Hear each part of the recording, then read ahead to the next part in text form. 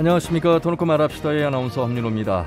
연일 4자리 수준을 기록하고 있는 코로나19 신규 확진자 속에서 전라북도에서도 확진자 수가 3,000명을 넘어서면서 전주시 등은 사회적 거리두기 단계를 4단계로 격상했습니다. 휴가철 이후에 이동량이 증가했고요. 또 초중고 계약이 진행되면서 추가 확산 우려도 커지고 있습니다. 특히나 변이 바이러스와 무증상 확진자도 늘면서 방역 대처는 갈수록 어려워지고 있습니다. 집단 면역 형성과 가용 병상 확보 등 보다 철저한 방역 대처와 참여로 이번 고비를 잘 넘겨야 할 텐데요. 오늘 터놓고 말합시다는 코로나19 4차 대유행 극복 방안은 무엇인가라는 주제로 함께하겠습니다. 전국의 코로나19 상황과 집단 면역 형성을 위한 대안들을 살펴보고 또 의료진과 교육청, 수어 통역사들과 함께 더 철저한 방역을 위한 보완책도 짚어보겠습니다. 터놓고 말합시다는 사전 녹음 방송으로 진행하고 있습니다. 유튜브에서 터놓고 말합시다를 검색하시면 실시간 보기와 다시 보기도 가능합니다. 많은 의견과 제보도 해주시길 바라겠습니다. 자, 그럼 토론에 들어가기 앞서 도민들은 코로나19 4차 대유행의 극복까지에 대해 어떻게 생각하고 계신지 김세필 리포터의 도민 인서트로 함께 들어보시죠.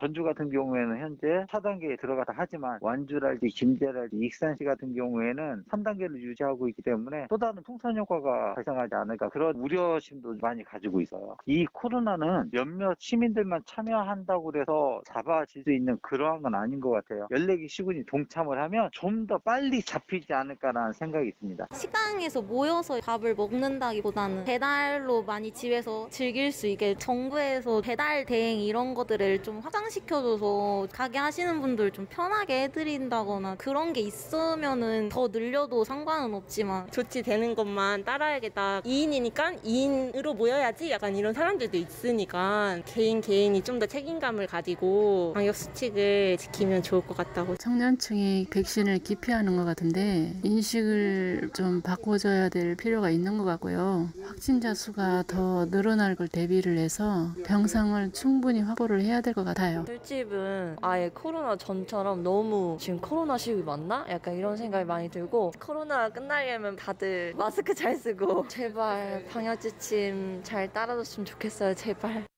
네, 제발이라는 시민의 목소리가 예언을 남깁니다. 자, 도민들이 생각하는 코로나19 4차 유행의 극복 과제에 대한 목소리를 들으셨습니다. 오늘 특별히 바쁘신 가운데 전라북도 복지여성보건국의 강영숙 국장을 모셨습니다. 국장님 어서 오십시오. 예, 안녕하세요. 연일 내내 오전에 도민들께 이제 브리핑을 하고 계십니다. 내일은 어떤 내용으로 브리핑을 할까? 좀 더 숫자가 줄어들었고 상황이 좋아지고 있다 이런 말씀들을 하고 싶겠습니다만 최근의 상황을 보면 그렇지 않습니다. 오늘 날짜 8월 27일 금요일부터 지금 녹음하고 있는 오늘 날짜로 전주시와 완주 일부가 이제 4단계로 격상되지 않았습니까?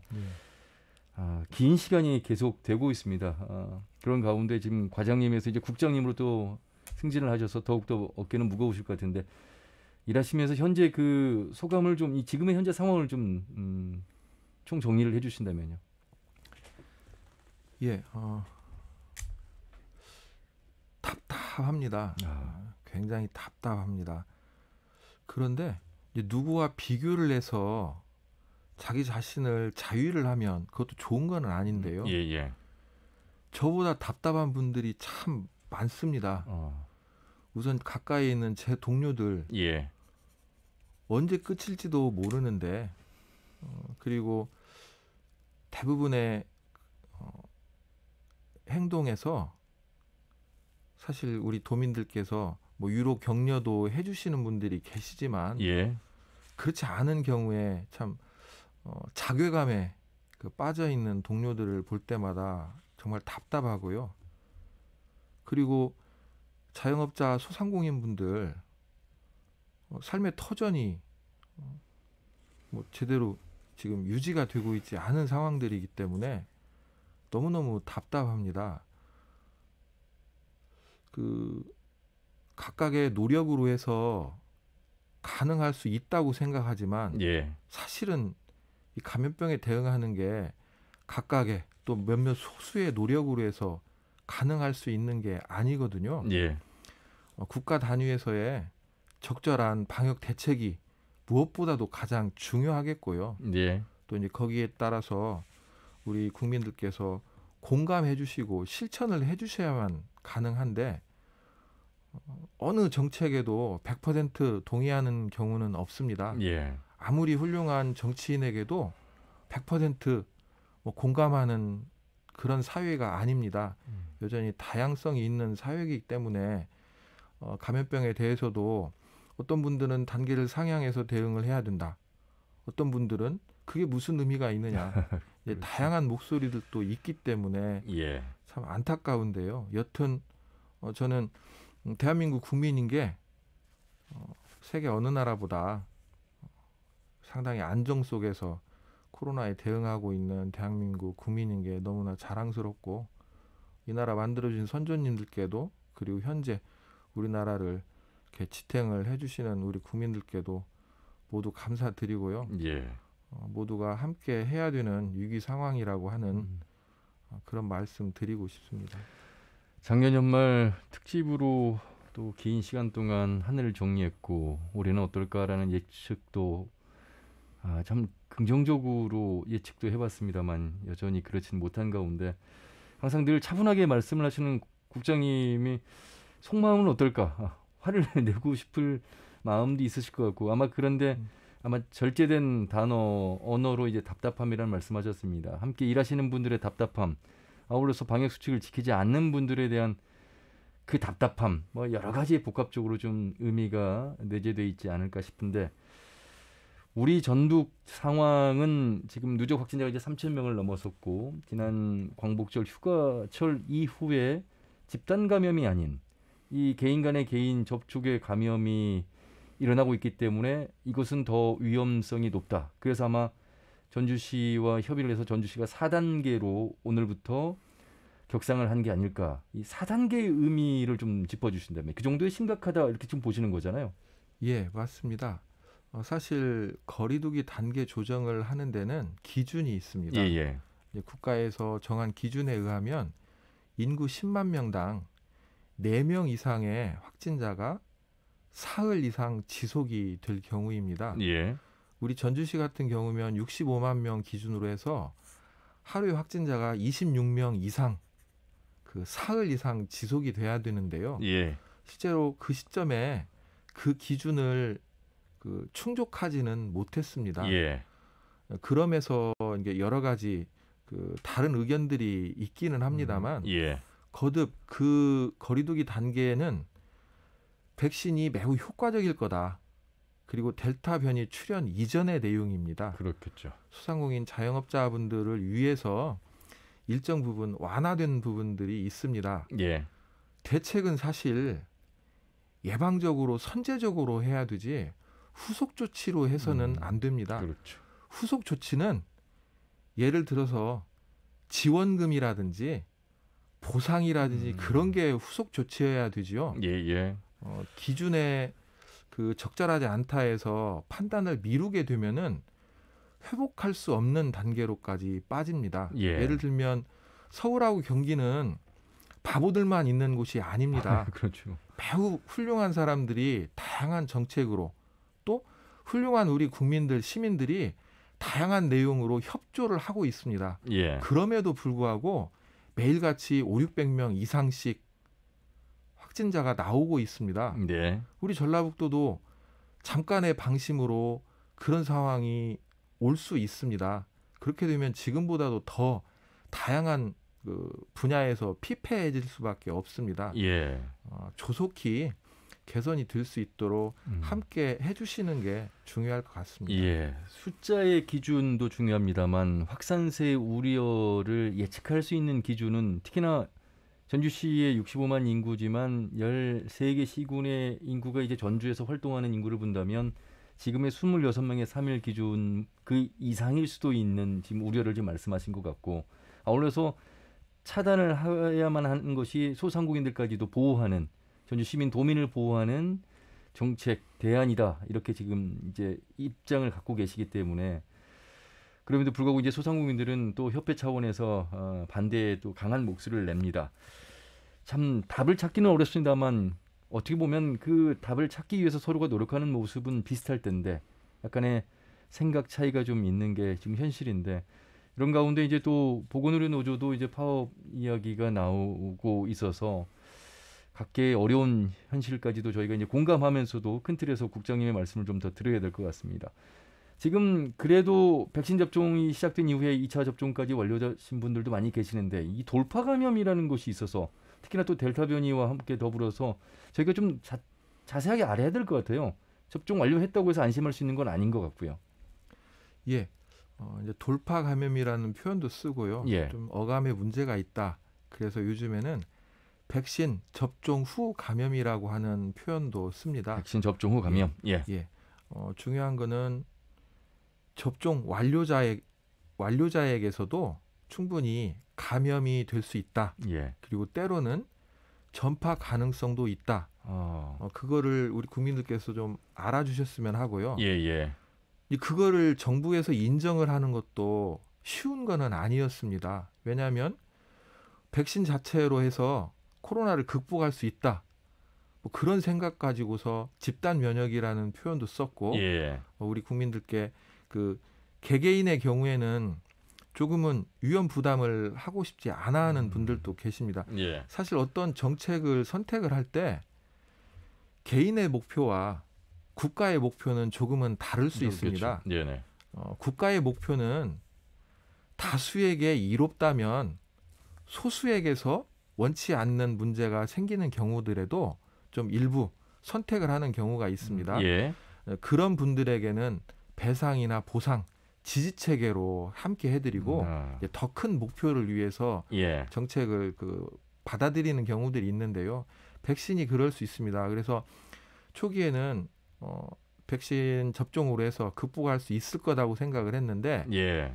변이에 의해서 지금 기존보다는 효과가 많이 떨어지는 부분인데요. 여전히 위중증으로 진행이 된다고 하는 부분은 막아준다는 내용, 그리고 전파에 있어서도 백신 접종을 하지 않은 분들에 비해서는 예. 뭐 5배 정도 차단하는 효과들이 있다는 내용이 뭐 데이터를 통해서 확인이 되고 있고요. 이제 중요한 거는 사실 이 감염병이라고 하는 게 우리나라만의 문제가 아니고 전 세계의 문제이기 때문에 우리만의 노력으로 해서 쉽지 않다는 거를 이제야 이제 비로소 깨달은 부분들이 있겠고요. 우리 국내에서 변이가 출현이 된 게 아니고 외국에서 출현이 돼서 우리나라로 유입이 된 거거든요. 예. 그리고 이미 국내에 확산이 돼가지고 이제 우세종이 된 부분이겠고요. 예. 예. 백신 접종 후 감염은 이제 돌파 감염과 같은 말인데 좀 더 순화한 말이긴 합니다. 그래도 안심할 수 없다 이런 말씀이시고 델타 변이 바이러스 이제 언론에서 계속 말씀을 드리고 있습니다. 이게 변이 바이러스잖아요. 이 감염력이나 전파력이 일단 차이가 있죠. 월등히 좀 빠르고 높죠. 예. 이제 사실 뭐 다양한 전문가들 통해서 우리 도민들께서 익숙하게 아시는 분들도 많이 계실 겁니다. 이제 저는 이런 식으로 이제 다른 분들한테 말씀을 드리는데요. 코로나 바이러스는 우리 사람하고 친합니다. 근데 이 코로나19라고 하는 거는 이전에는 우리 사람과 만난 일이 없었습니다. 뭐 중국 우한이라고 하는 곳에서 시작이 됐는지 아직은 정확치는 않지만 그곳에서부터 사람이 처음 감염이 됐습니다. 그 바이러스가 우리 사람 몸에 들어오게 되면은 자기 증식 복제는 우리 몸에 있는 성분을 가지고 하게 됩니다.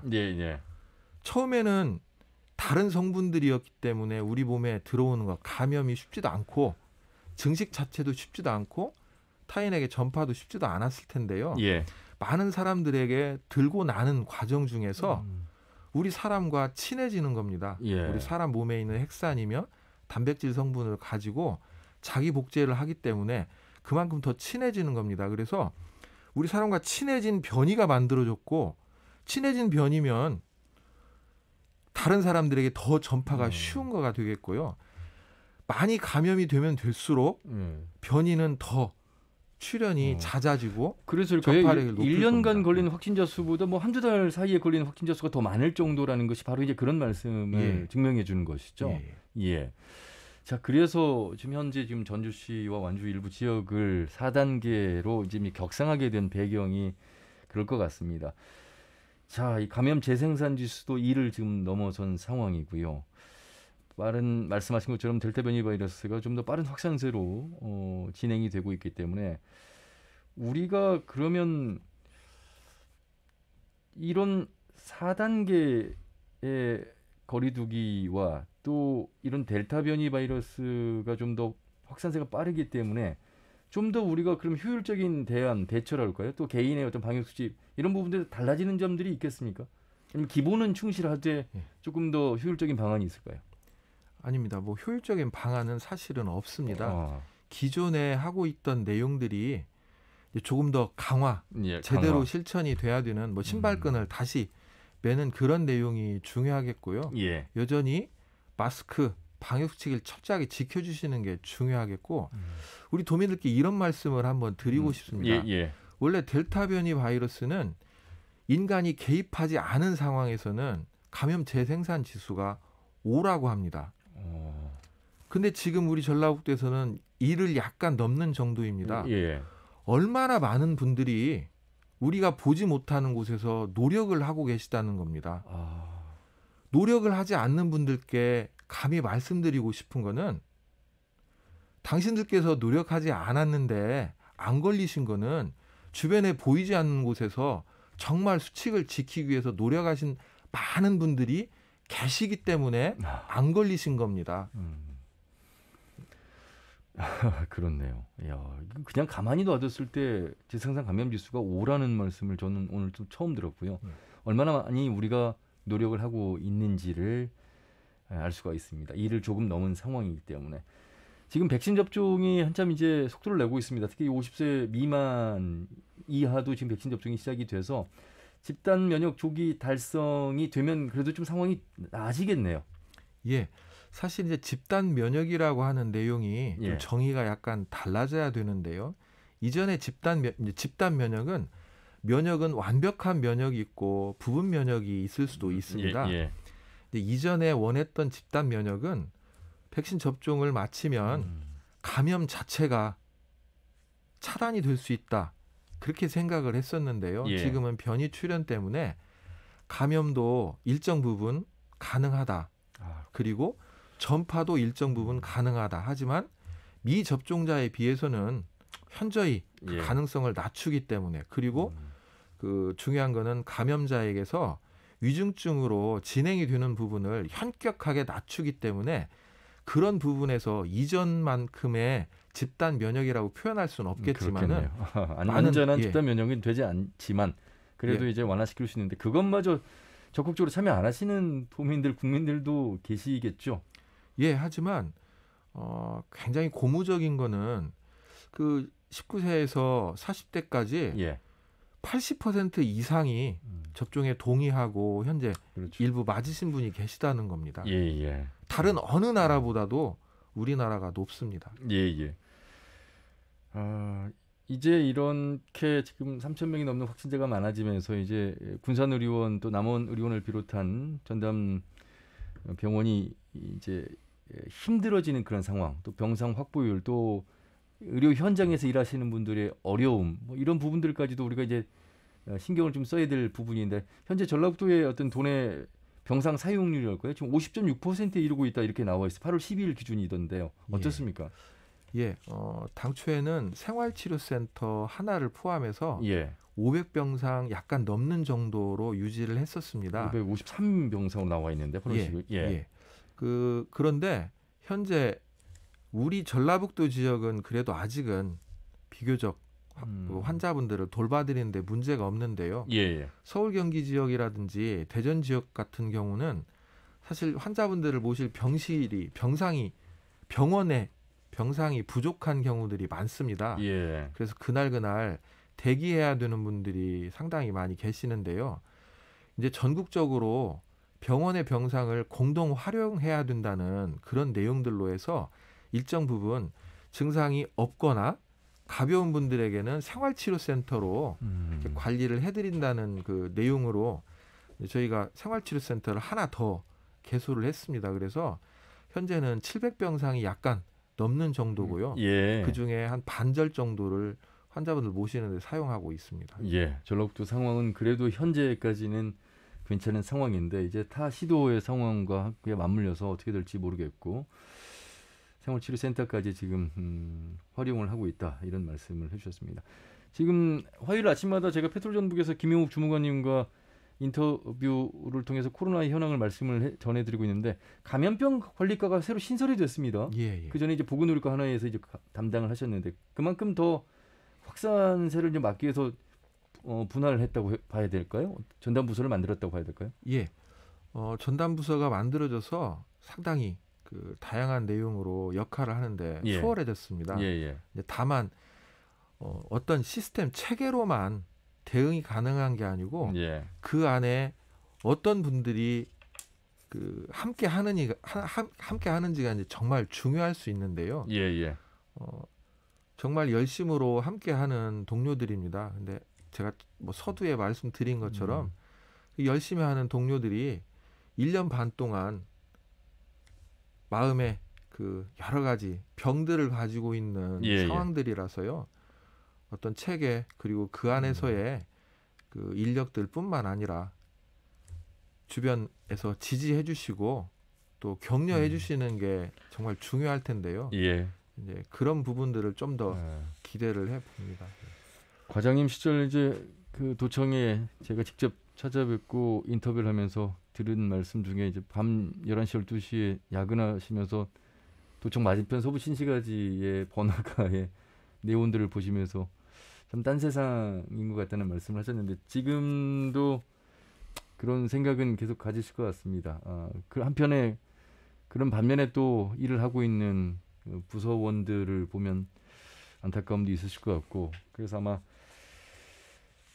우리가 좀 더 함께 동참을 하는 것밖에 없고 더 강화하는 것밖에 없다. 기본에 충실한 것밖에 없다. 이런 말씀을 해주신 것 같습니다. 국장님과 말씀을 나누고 있는데 저희가 이제 코로나 상황 속에서 또 애쓰시는 분들이 많이 계시잖아요. 예. 그분들을 차례대로 전화 연결하면서 또 국장님과 또 말씀을 이어가 보도록 하겠습니다. 자, 우리 전라북도 코로나 확진자의 절반가량 그리고 타 지역 확진자까지 담당하고 있는 전담 병원입니다. 군산의료원 감염병센터의 손기창 센터장을 전화 연결하겠습니다. 센터장님 수고 많으십니다.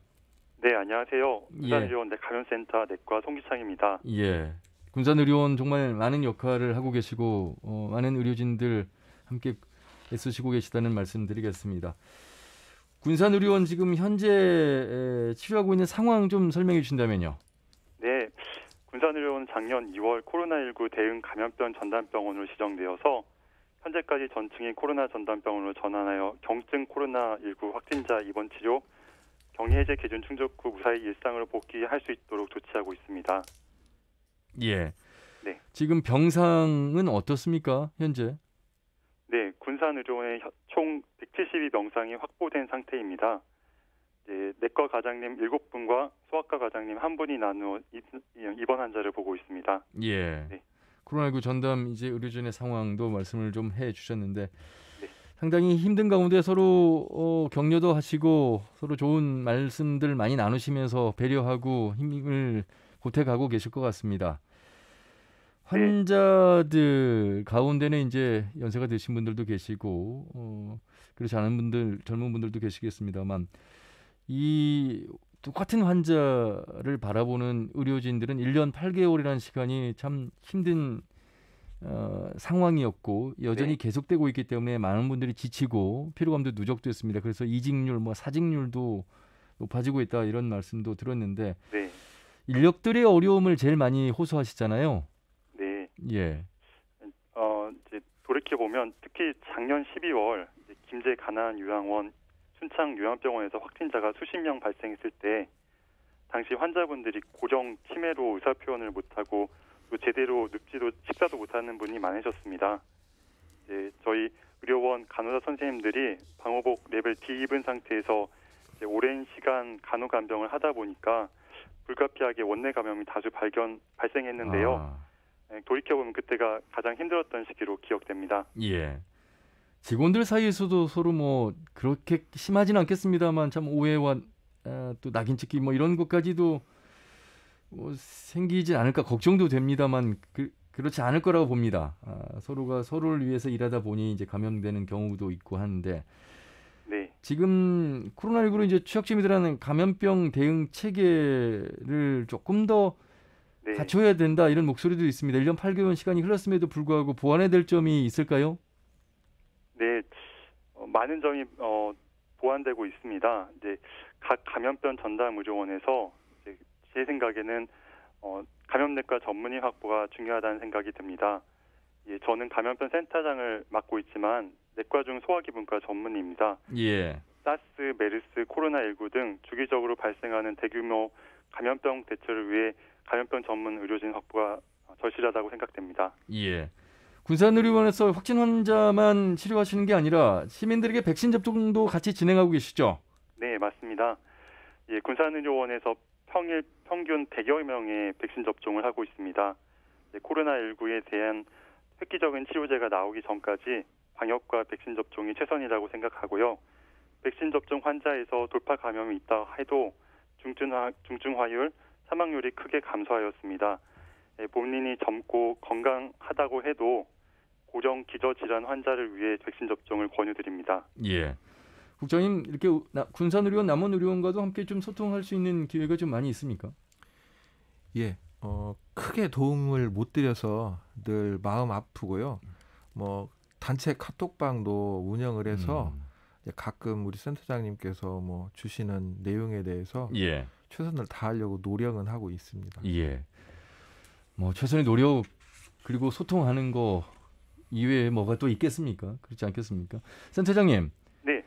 지금 뭐 센터장님은 이제 의사신데 간호사나 간호조무사나 의료기사 많은 또 의료진들이 현장에서 함께 일을 하고 계실 텐데 네. 그분들이 좀 전하고 싶은 말씀, 그분들에게서 듣고 계시는 말씀 중에 혹시 우리 도민들이 좀 알아야 될 내용들이 있을까요? 의료진 특히 병동 간호사 선생님들의 헌신에 항상 감사드립니다. 반복되는 헌신 후에 무기력 또는 분노를 느낀다면 뭔가 잘못했다고 생각이 듭니다.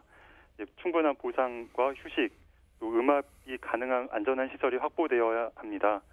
도에서 이동형 음압기를 지원해 주셨고 앞으로 국비와 도비로 급성기 진료 치료 시설 증축이 예정되어 있습니다. 네. 예. 알겠습니다. 센터장으로서 좀 더 힘드시겠지만 많은 분들과 함께 잘 이겨내시길 바라겠습니다. 말씀 여기까지 듣겠습니다. 고맙습니다. 네, 감사합니다. 예, 군산의료원 손기창 감염병 센터장과 말씀 나눠봤습니다. 얼마 전에 국장님 정부 조사가 있었는데 이 보건소 직원 3명 가운데 1명이 우울 위험군에 속하고 있다. 그리고 이제 뭐 이직률과 사직률 뭐 이런 부분들까지 나오고 있는데 일단 우울 위험군에 속할 수밖에 없는 그런 어려운 환경으로 좀 이해가 됩니다. 예, 사실 그런 내용을 대응하기 위해서 이제 심리치료 같은 내용들로 우리 정부에서 대응을 해주고 있습니다. 예. 그리고 인력 보강을 위해서 한시적으로 뭐 인력 지원도 해주고 있습니다. 제가 이제 공무원의 입장에서 이런 말씀 드리기가 참 안타깝긴 합니다만 예. 공공의료가 바로 서야 됩니다. 강화가 돼야 되는데요. 양적인 것도 굉장히 중요하지만 질적인 내용 매우 중요합니다. 예. 그런데 현재는 질은 고사하고 양적인 부분에 있어서도 매우 심각한 상황입니다. 우리 IT 강국입니다. 예. 다양한 심지어는 교육에도 비대면으로 그렇죠. 진행을 하고 있는 상황인데 예. 우리 의정협의체 다양한 내용들이 안건으로 담아져 있는데요. 코로나 안정 이후로 미루어져 있습니다. 제가 이해를 못하는데 관심 있는 우리 많은 국민들께서 이해하실 수 있을까 싶습니다. 예.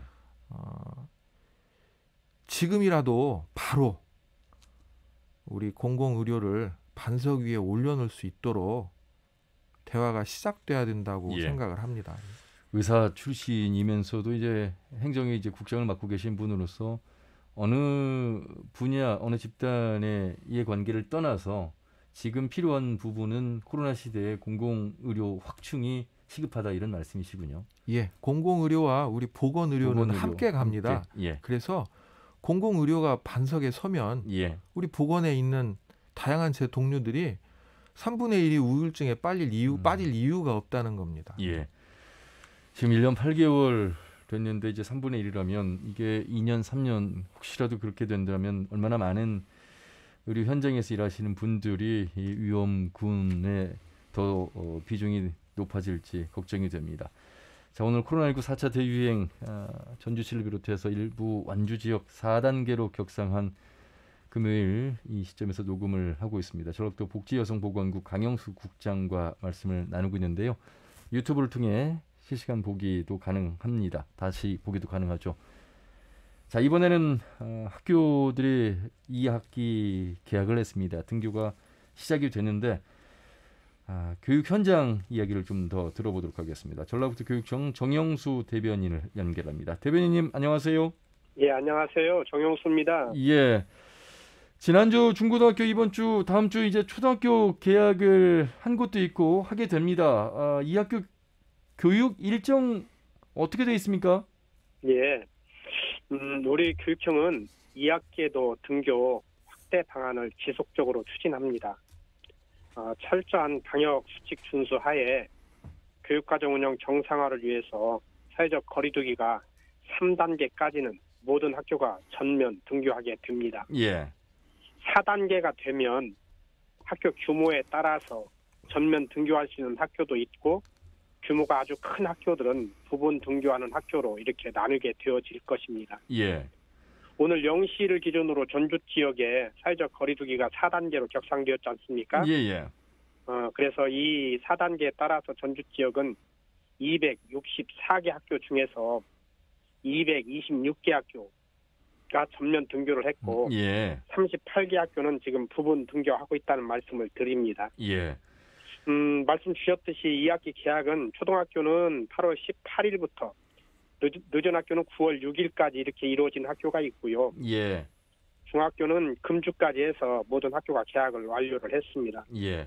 고등학교의 경우도 8월 30일까지는 모든 학교가 개학을 할 것입니다. 예.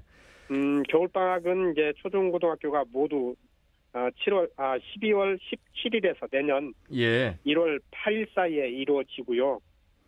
많은 사람들이 관심을 갖고 있는 대학 수학 능력 시험은 올해는 11월 18일에 치러질 예정이라는 말씀을 드립니다. 예. 자, 어쨌든 뭐 교육부 방침보다 전부 교육청은 조금 더 전면 등교의 방침으로 대면 수업을 좀 더 강행하겠다 이렇게 이제 보고 있습니다만 전주시가 이제 4단계 격상하면서 약간의 변화는 있다 이런 말씀이시고. 예, 그렇습니다. 이 학기 교육 현장에 뭐 방역도 달라질 게 없이 더 이제 강화가 되면 됐지 약해질 일은 없을 것 같습니다. 어떻게 지금 계획을 세우고 있습니까?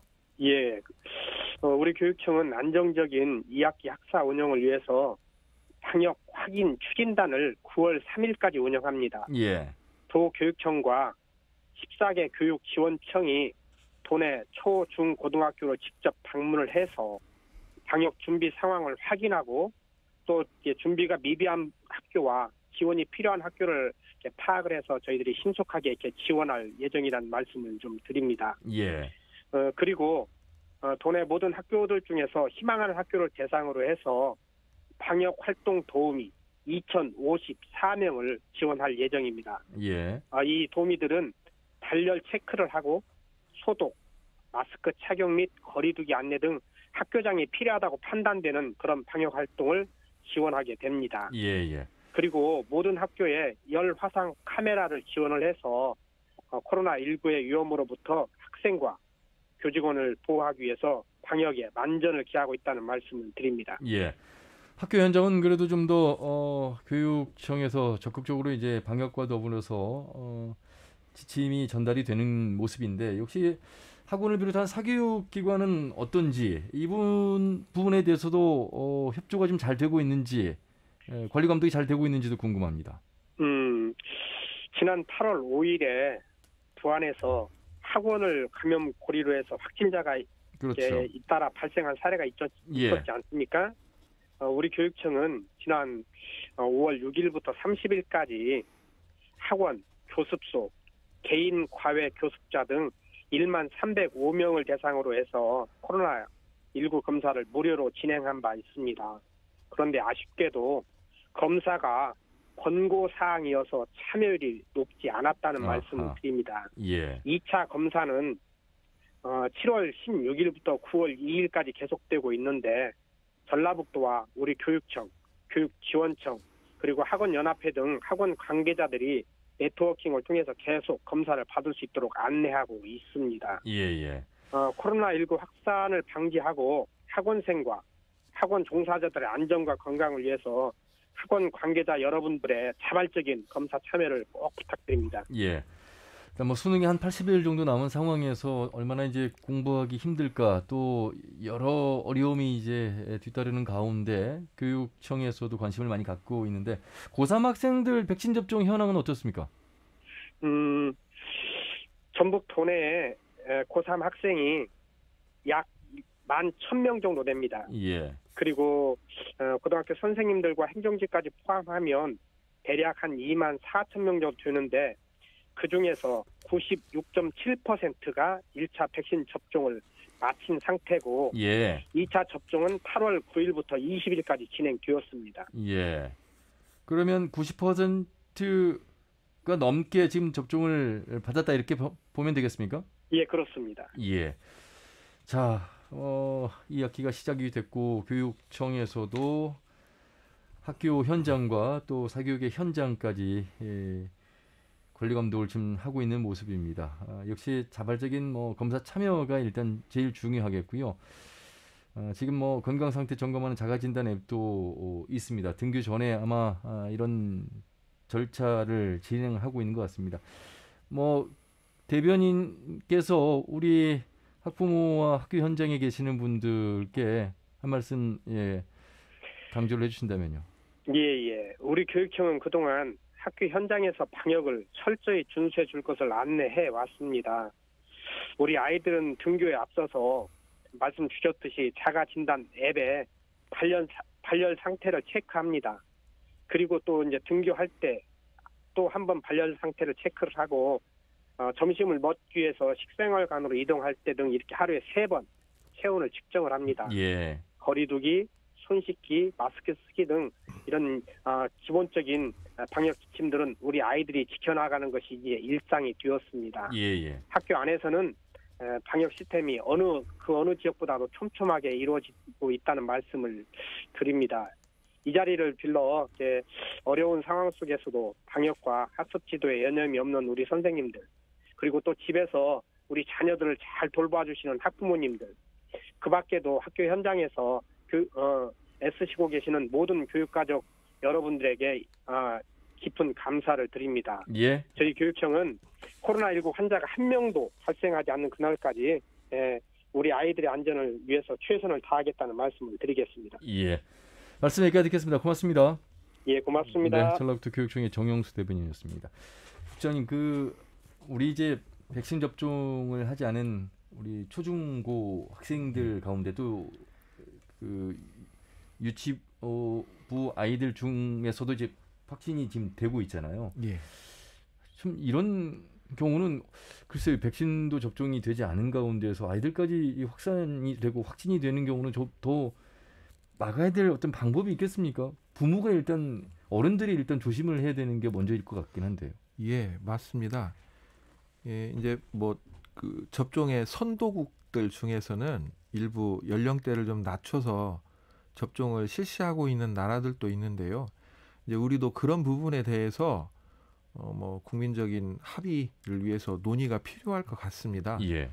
아까 말씀드린 대로 이제 개개인의 목표하고 국가의 목표는 좀 다를 수 있기 때문에 합의가 필요하겠고요. 우선은 이동과 만남 때문에 감염병이 전파가 됩니다. 이동과 만남도 생산적인 이동과 만남이 있고 소비만을 위한 이동과 만남이 있습니다. 네. 소비만을 위한 만남은 철저하게 제한이 돼야 되는데요.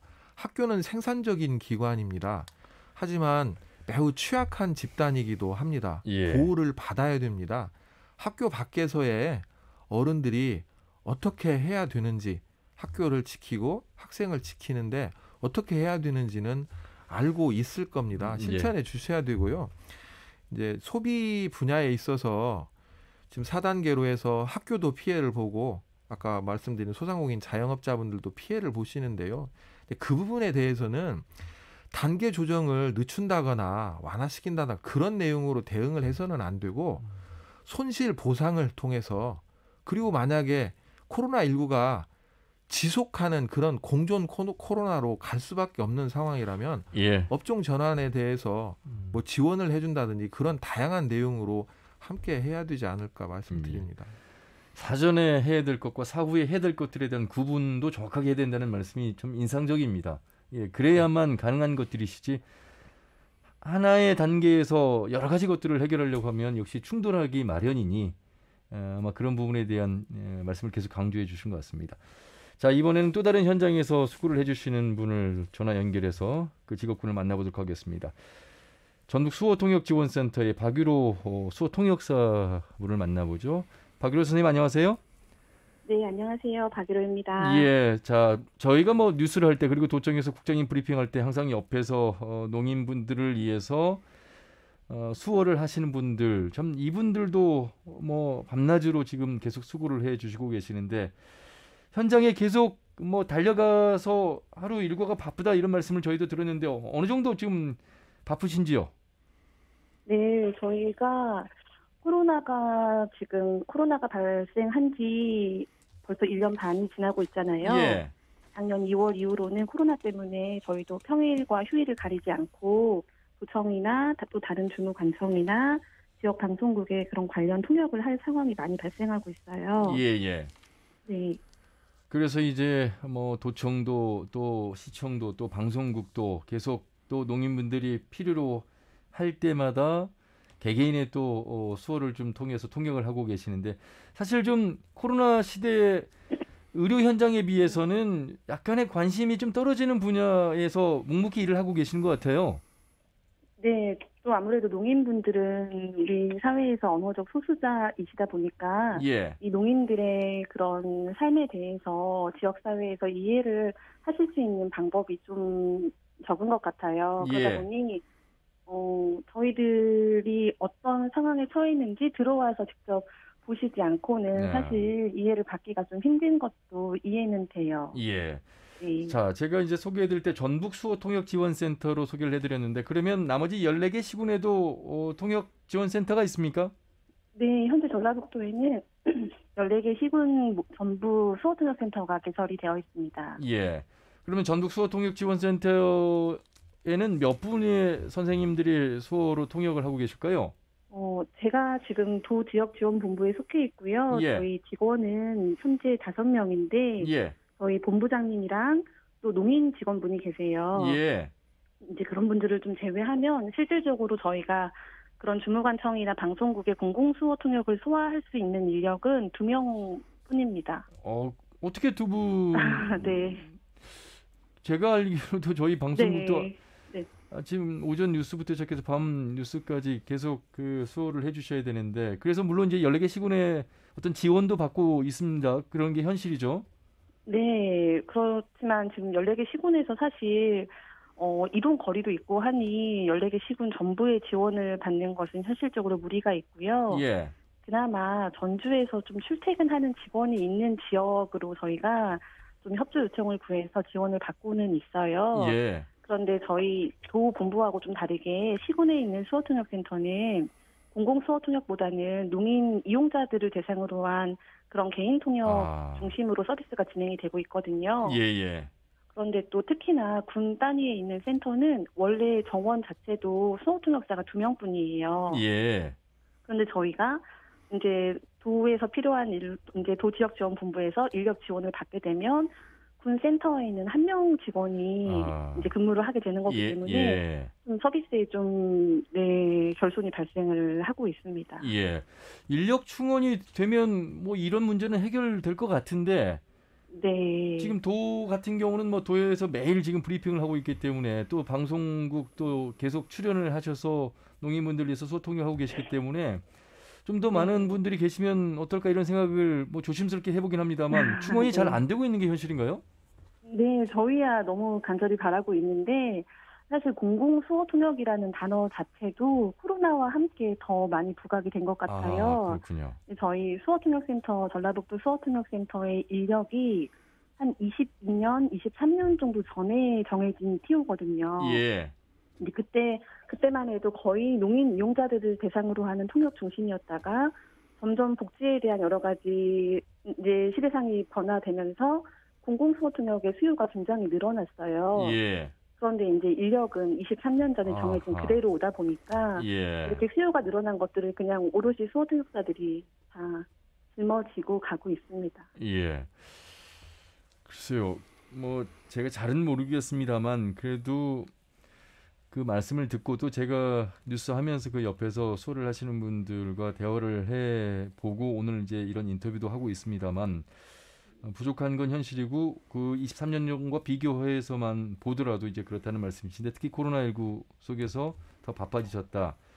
네. 이런 말씀을 이제 이해를 하겠습니다. 그 아무래도 도에서의 지원을 받고 도의 도움을 또 드리고 뭐 이런 지금 입장이시잖아요. 오늘 지금 강영숙 국장님 나와 계신데 혹시 네. 말씀하고 싶은 부분이 있으실까요? 서로 인사 나누시고요. 네, 안녕하세요, 국장님. 예, 박 선생님 반갑습니다. 여기 옆에서 서 계시는 분이시잖아요. 예, 말씀 나누시. 이런 기회 아니면 또 말씀 나눌 기회가 별로 없으시잖아요. 그렇죠. 저희 브리핑 룸에서는 대화할 기회는 없지만 어떻게 보면 국장님께서 브리핑하시는 그 음성을 가장 꼭꼭 씹어서 새겨듣는 사람이 저희인 것 같아요. 그렇죠. 그러다 보니까 저희가 또 1년 반 넘게 계속 브리핑 현장에 함께하면서 저희 수호통역사들은 너무 국장님이 반가운 거예요. 그래서 항상 응원하는 마음도 갖게 되고 반가운 마음을 가지고 있습니다. 예. 감사합니다. 현실적인 부분에 대한 말씀을 하신다면요. 저희요? 예. 저희도 사실은 저희가 이제 사회복지시설 종사자이다 보니까 농인 복지를 위한 여러 가지 건의나 또 저희 기관의 좀 운영 개선을 위한 수호통역사의 처우 개선을 위한 여러 가지 갈증들을 좀 가득 품고는 있어요. 그런데 지금은 너무나 모두가 다 힘든 시기다 보니까 저희도 이것을 표현하지 못하고 이제 곧 넘어가겠지, 곧 끝나겠지 하는 마음으로 지금 2년 가까이 저희도 버텨내고 있었는데요. 예. 네, 그러다 보니까 사실 기관에도 여러 가지 좀 무리가 되는 상황이 너무 누적이 되어 있어서 어떻게 해야 될까 약간 좀 해결 방안을 찾지 못하고 좀 수가리를 하고 있는 중입니다. 버티고 있다고 말씀을 하셨는데 네. 국장님. 예. 박 선생님. 네. 제가 이 오늘 시간 뭐 처음부터 끝까지 다 귀한 시간인데 그중에 가장 귀한 게 박 선생님 이야기를 듣는 거였어요. 네, 감사합니다. 오늘 그 마음에 새기고 제가 개선할 수 있는 내용 있으면 최선을 다하겠습니다. 늘 감사드립니다. 네, 감사합니다. 예. 우선 뭐 개선이라면 일단 인력 충원 부분일 텐데 충원을 하고 있는데도 지금 충원이 안 되는 겁니까? TO는 지금 한석이 지금 비어 있는 걸로 알고 있는데요.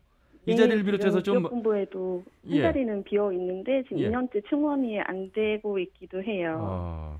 왜 안 되고 있을까? 이게 좀 이런 힘든 상황을 알기에 지원을 안 하시는 건지 참 저희 여러 내부적인 문제도 있을 수 있는데요. 일단은 지방에 수호통역 전문 인력이 부족하기도 하고요.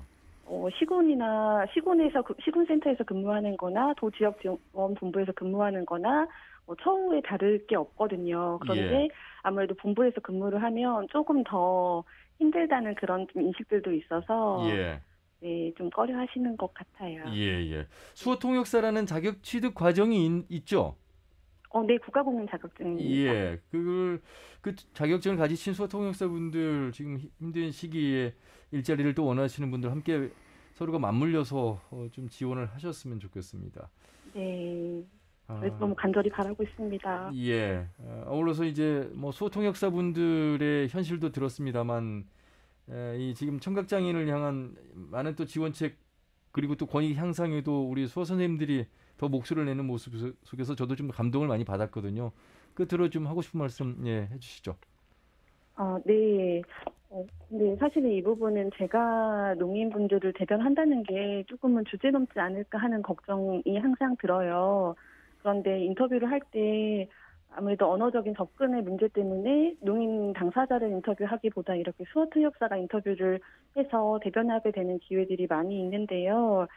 저도 이제 이 수어통역센터라는 사회복지 시설에서 계속 근무를 하다 보니까 여러 가지 좀 들어가는 생각이 궁극적으로는 장애 당사자의 역량을 키워야 지역사회 통합을 위한 가장 건강한 방법이 된다는 생각을 최근에 점점 더 많이 하고 있어요. 예. 그런데 이런 지역에 보면 장애인 단체들이 많이 있거든요. 예. 그 장애인 단체에서 공공에서 감당하지 못하는 좀 많은 일들을 수행을 하고 있는데 이런 장애인 단체의 역량이 굉장히 부족해요. 너무 여건도 열악하고 인력도 없고 그러다 보니 좀 이런 장애인 단체에 대한 전라북도의 좀 관심과 지원이 너무 절실하다고 생각이 듭니다. 예.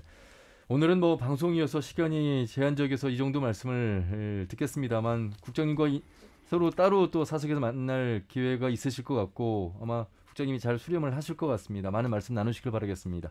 말씀은 여기까지 듣겠습니다. 고맙습니다. 네, 감사합니다. 네, 전북 수어통역지원센터의 박유로 수어통역사였습니다. 이렇게 코로나의 힘든 상황 속에서 일선 현장에서 보이지 않게 일하시는 분들에 대한 이야기를 오늘 강영석 국장님과 함께 들어보고 있습니다. 자, 이제 마무리를 좀 해야 되는 시점에서 전주와 완주 일부만 4단계라고 하니까 또 외곽으로도 다른 시군으로 나가시는 분들 이런 풍선효과도 함께 좀 관리 감독하셔야 되겠고요. 도민들께서 지금 4단계가 전주시와 완주만 하는 것이 아니라 얼마나 지금 심각하기에 하는 것이구나라는 인식을 좀 함께 해주셔야 될 것 같아요. 예, 굉장히 소수입니다. 예. 그런 분들은 굉장히 소수고요. 아까 말씀드린 대로 다수의 우리 도민들께서 함께 해주시기 때문에 예. 지금도 다른 어느 나라보다도 우리나라가 안정적이라는 말씀을 드리고요. 사실 전시입니다. 감염병과의 전쟁 중입니다. 예. 전쟁 중에는 군인만이 역할을 가지고 있는 게 아닙니다. 모든 국민이 나라를 지키기 위해서 합심을 해야 되는 거거든요. 예. 이 상황에서 우리가 어떤 선택을 해야 되는지 스스로에게 물어보는 게 가장 중요할 것 같습니다. 어른이기에 선거권도 가지고 있고요. 또 심지어 어떤 분들은 피선거권도 갖습니다. 예. 학생들에게 또 학교를 위해서 다양한 뭐 취약지역, 취약계층, 사각지대 그런 부분들을 살피지 못한다고 하더라도 적어도 개인은 지켜야 되고요. 자기가 속한 가정은 지켜야 됩니다. 예. 그리고 직장도 지켜야 되겠고요.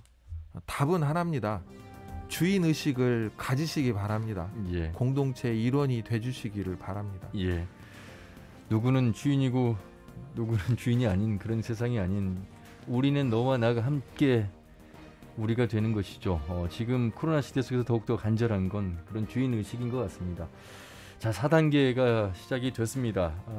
지역을 떠나서 전라북도 역시 안전하지 않은 상황 속에서 조금 더 방역수칙 철저히 하시고 조금 더 자제하는 것밖에는 없는 것 같습니다. 그리고 의료 현장 또 코로나 현장에 계신 모든 분들께서 힘내시라는 말씀 드리면서 마무리하겠습니다.